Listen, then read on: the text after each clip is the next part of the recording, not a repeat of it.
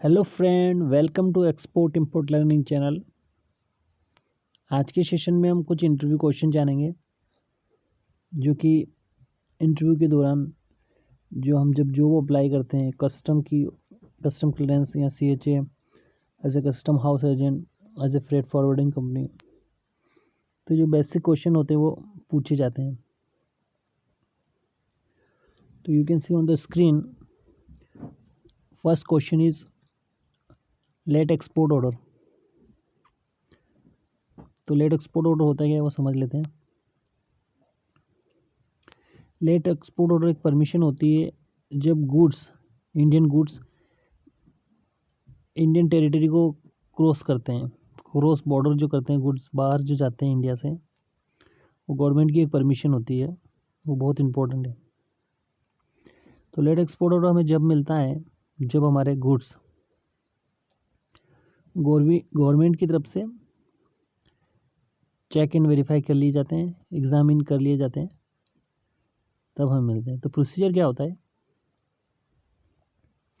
जब हम गुड्स को अपने प्लांट से डिस्पैच करते हैं और गुड्स को बाय बाय रोड कस्टम तक पहुंचाते हैं, तो उसमें डॉक्यूमेंट्स लगेंगे हमारे, commercial invoice, packing list invoice,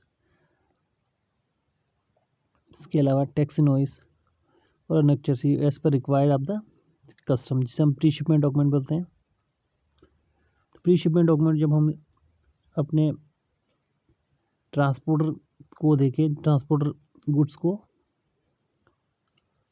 custom port तक ले जाता है, वहाँ पे वो एग्ज़ामिन होता है और एग्ज़ामिन होने के बाद कोई क्वेरी नहीं होती है तो लेट एक्सपोर्ट ऑर्डर मिलता है।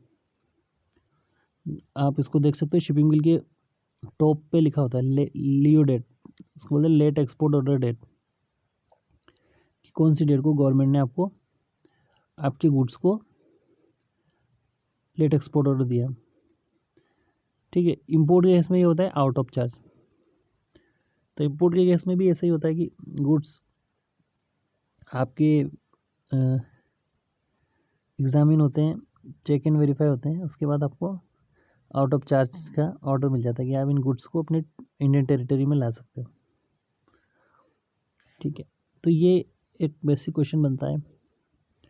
इसके अलावा दूसरा क्वेश्चन है CFS, container freight station, what is this. तो container freight station for example जैसे बस स्टैंड होता है, बस स्टैंड से हम जाके पे कई सारी बसें खड़ी रहती है, ऐसे ही CFS होते हैं जहाँ पे बहुत सारे कंटेनर्स खड़े रहते हैं। वहाँ पे शिपिंग लाइन के यार्ड होते हैं, मस्क लाइन हो गया आपका, NYK लाइन हो गया, ठीक है, मॉल हो गया, सेफ मरीन हो गया, CMA, ये सारी शिपिंग लाइंस के कंटेनर वहाँ पे आपको मिलेंगे। तो होता क्या है, इसका प्रोसीजर ये होता है कि जब हम कोई गुड्स को डिस्पैच करते हैं तो हम अपने CHA को बताते हैं कि हमारे ये शिपमेंट यहाँ से एक्सपोर्ट की करनी है हमें। तो उस केस में क्या होता है, हम उसको हमारा नियरेस्ट ICD बताएंगे। वहाँ पे नियरेस्ट ICD का मतलब है कि आपके गुड्स जहाँ पे एग्जामिनेशन होंगे, इनलैंड कंटेनर डिपो, ठीक है, तो वहाँ पे जो शिपिंग लाइन के यार्ड होंगे जहाँ पे कंटेनर्स अवेलेबल होंगे उसको CFS कहते हैं। तो एज पर बुकिंग कंटेनर एक CHA आपको कंटेनर्स की बुकिंग देगा, ठीक है, जिसमें एक शिपिंग लाइन एक डॉक्यूमेंट इशू करेंगे जिसे बुकिंग डॉक्यूमेंट कहते हैं। ये booking document as a delivery order होता है कि आपको उस डॉक्यूमेंट के against empty container hand over करेगी शिपिंग लाइन। तो यहाँ पे ट्रांसपोर्टर शिपिंग लाइन के यार्ड में जाके उस कंटेनर को, एम्प्टी कंटेनर को पिक करके फैक्ट्री तक लाएगा और फिर उसको स्टफ़ करके वापस एग्जामिनेशन के लिए ले जाएगा और फिर आपको लेट एक्सपोर्टर मिलेगा।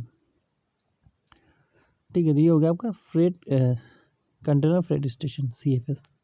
क्वेश्चन नंबर 3, LCL और FCL। तो LCL क्या होता है और FCL क्या होता है। FCL होता है फुल कंटेनर लोड और LCL होता है लूज कंटेनर लोड। तो इसमें डिफरेंस यही होता है कि जब आपको पूरा कंटेनर्स हाई, आपका जो कार्गो है वो उसके वॉल्यूम ज़्यादा है, तो उस केस में हम क्या पूरा कंटेनर आप बुक करोगे, ठीक है। अगर आपको लग रहा है कि आपका कार्गो पूरा कंटेनर नहीं जा पाएगा, तो एक छोटा सा बॉक्स है, तो उस केस में आप लूज कंटेनर लोड वाला सिलेक्ट करोगे, जिसमें क्या होगा कि बहुत सारे शिपमेंट को कंसोलिडेट किया जाएगा एक कंटेनर में, ठीक है। और ये FCL के केस में क्या होगा, एक ही कंटेनर इसमें पूरा माल आप ही का जाएगा, पूरी तरह से आपका ही बुक होगा, तो उसके चार्जेस ज़्यादा होंगे। तो समझने की चीज़ यहाँ पे कि वॉल्यूम के ऊपर डिपेंड करता है कि आपको कौन सा कंटेनर बुक करना है। FCL के केस में क्या होगा, आपका कंटेनर पूरा भर गया, एग्जामिन होकर और कंटेनर वहाँ से निकल जाएगा after shipment sail. But LCL के केस में क्या होगा, जब तक कंटेनर में उस कंट्री के गुड्स लोड नहीं होंगे वो कंटेनर वहीं पे रहेगा। जब कंटेनर पूरी तरह से फुल हो जाएगा तभी वहाँ से वो निकलेगा। तो इसमें वेट किया जाता है जब तक कि कंटेनर्स की कैपेबिलिटी के अनुसार उसमें गुड्स लोड ना हो जाए, ठीक है। तो ये इसमें थोड़ा सा डिफरेंस है। अगर हम बात करते हैं TR6 चालान, क्वेश्चन 4 है, TR6 चालान क्या होता है। तो TR6 चालान वो चालान होता है इंपोर्ट के केस में, जब हमारे गुड्स पोर्ट ऑफ डिस्चार्ज पे आ जाते हैं, जस्ट लाइक ये शिप बाई एयर शिपमेंट है तो एयरपोर्ट पे आ जाएंगे जहाँ आपका नियरेस्ट होगा, और बाई सी है तो सी पोर्ट पे आ जाएंगे, जैसे नावा सेवा हो गया, पिपावा हो गया। वहाँ पे आने के बाद क्या होता है कि आपकी डॉक्यूमेंट के बेस CHA आपको चेकलिस्ट अप्रूवल करवाता है, और चेकलिस्ट अप्रूवल होने के बाद आपको बिल ऑफ एंट्री के ड्यूटी पेमेंट की रिक्वेस्ट भेजता है कि आप इसकी पेमेंट करवा दो।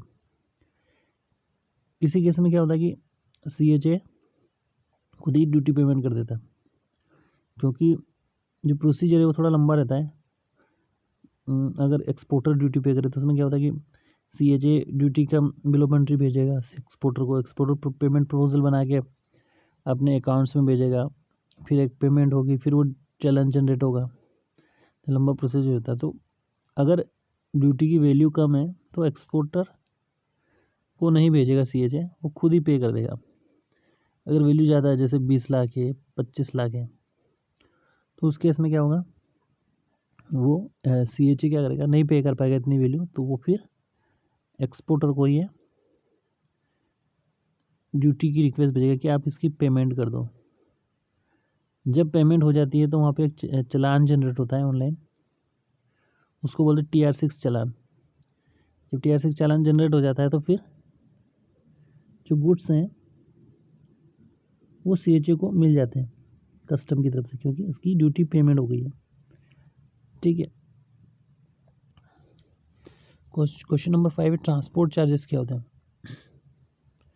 तो इंपोर्ट और एक्सपोर्ट के केस में क्या होता है, जो इनलैंड चार्जेस होते हैं बाय ट्रक वही ट्रांसपोर्ट चार्जेस होते हैं।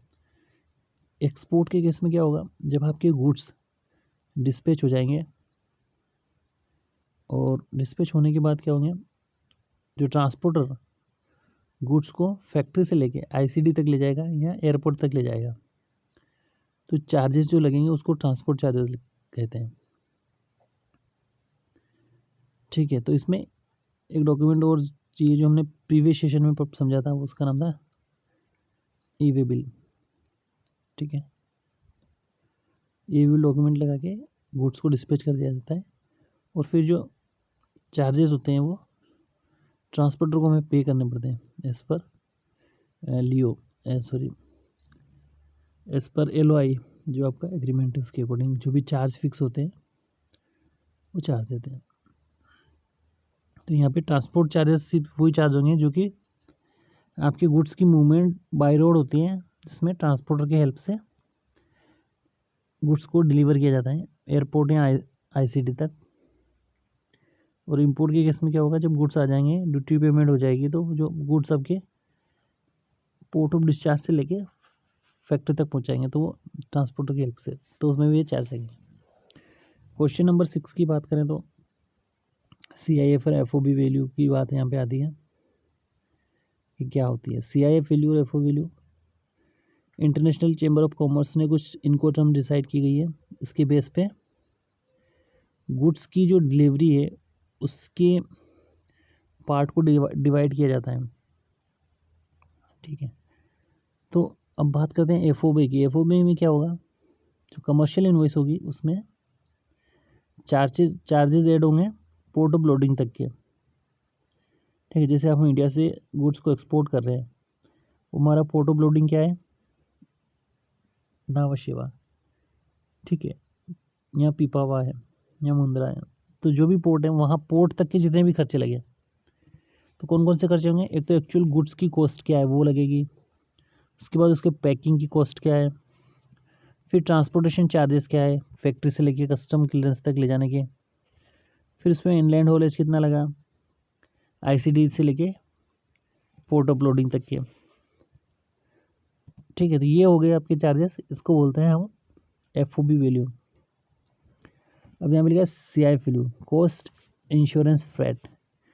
ये क्या होते हैं, तो ये इसमें कुछ ज़्यादा नहीं होता, ये जहाँ तक FOB में हमने जो चार्ज लिए हैं उसमें हम फ्रेट का चार्ज और जोड़ देंगे। तो यहाँ पे हो गया ये फैक्ट्री से लेके पोर्ट ऑफ डिस्चार्ज तक के सारे खर्चे, कॉस्ट इंश्योरेंस और फ्रेट, ठीक है। तो ये चार्ज हो गया CIF चार्जेस। और FOB चार्जेस को अच्छी तरह समझने के लिए आप मेरे चैनल की प्लेलिस्ट में जाके भी इसकी एक स्पेशल वीडियो बना रखी है, वो आप देख सकते हो और इजीली अंडरस्टैंड कर सकते हो। So thank you for watching this session, have a nice day.